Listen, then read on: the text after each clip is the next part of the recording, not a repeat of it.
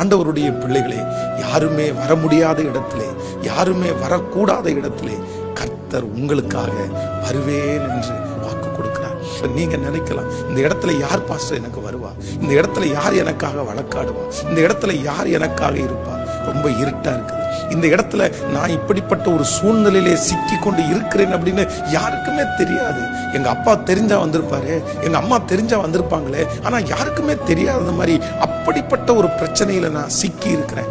யாருக்குமே நான் தெரிவிக்க முடியாதது போல ஒரு பிரச்சனையிலே ஒருவேளை நீங்கள் சிக்கி இருக்கலாம். ஆனால் ஆண்டவர் வாக்கு கொடுக்கிறார், உங்க இருதயம் கலங்கவே வேண்டாம். 4ஆம் ஜாமத்திலே கடலிலே கர்த்தர் நடந்து வருவாரானால், எந்த இருட்டானாலும் எந்த மறைவிடமானாலும் உங்கள் பிரச்சனையின் நடுவிலே இயேசு நடந்து வருவார் என்று கர்த்தர் வாக்கு கொடுக்கிறார். நான் நம்புகிறேன், சில நேரத்திலே உங்களையும் என்னையும் ஆண்டவர் சில தெரியாத இடத்திலே வைத்திருக்கிறார். அவர்களுக்கு தெரிஞ்சால் நமக்கு உதவி செய்வார்கள், அவர்களுக்கு தெரிந்தால் பணம் அனுப்பிவிடலாம். ஆனால் அவர்களுக்கு தெரியாமல் கர்த்தர் வைத்திருக்கிறார். அதை சொல்லக்கூடிய தைரியம் உங்களுக்கு இல்லாமல் இருக்கலாம். நான் எப்படி சொல்லுவேன்? இந்த மாதிரி ஒரு சூழ்நிலைக்குள்ள இருக்கிறத நான் யார்கிட்டையுமே ஷேர் பண்ணவே முடியாது. நீங்க கலங்க வேண்டாம்.